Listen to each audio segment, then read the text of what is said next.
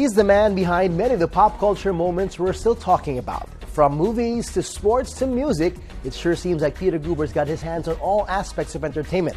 If that's not an impressive enough resume, he's also a best-selling author. I'm TJ Manotok, and today we're talking to Peter Guber about the importance of telling stories, his entry into the world of sports, and we find out what he thinks are the keys to success.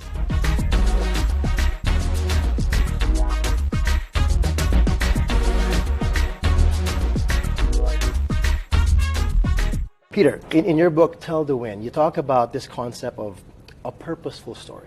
Some people, find that such a different, combination of words to begin with, a purposeful story, and how storytelling is important to you. Can you elaborate on how instrumental this has been for you in your career and in bringing you to where you are today in your life? A purposeful story is a story that has a purpose. What are you trying to communicate? What are you asking your audience, your listener, to do, to think, to feel? What result do you want? It's result-oriented. So what you're trying to do is take information that's often soulless, facts, data that are critical for support of your position, and trying to present them in a way that's purposeful.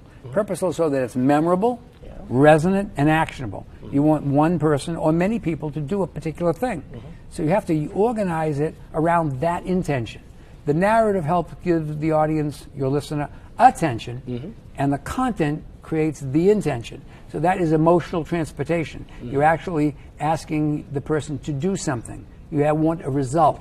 And that's true whether it's one person you're talking to or a whole constituency of voters, whoever or customers.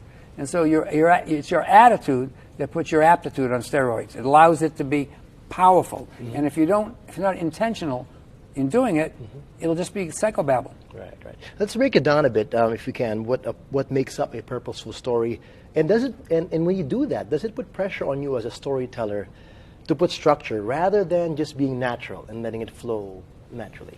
Well, I think we're all natural storytellers. We're all wired that way.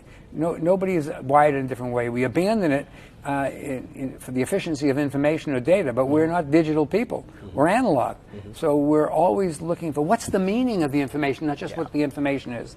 So you have to understand your audience, and if you look at them as audience rather than as customers, you'll be able to get more likely to get a relationship with them. You're more likely to get them to behave in a way that's concomitant with what your desire is. So you have to organize yourself around that intention, because if you don't know what the main thing is and you're not able to keep the main thing, they're never going to take it. They're never going to run with it. They're never going to own it. And your job as a storyteller is to get them to own the story and to have that information and data and facts inside power their retelling of the story or their action. So you have to plan it. If you don't plan it, a comedian plans it, the district attorney plans it, the prosecutor plans it, everybody plans it. They may be doing it internally and not thinking about it, but it's often better to give some thought and intention to your attention and therefore be more direct and more firing at your audience to get the benefit you want. Okay.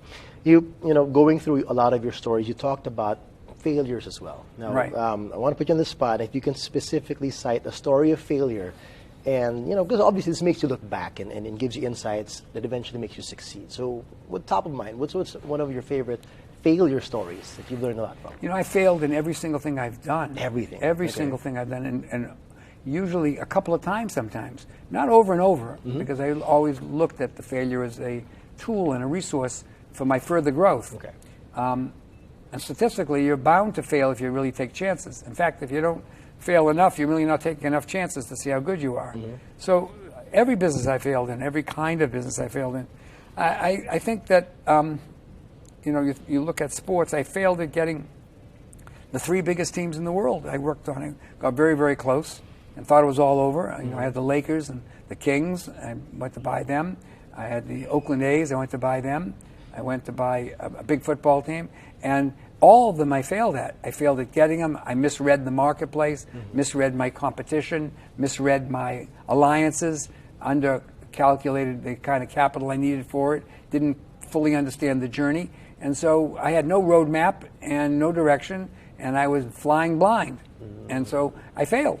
So I brought that failure as a lesson to me and recalibrated and tried it in a different way again later. So I don't look at failure as the end of the road. I look at it as part of the process in trying to do things that are challenging and difficult.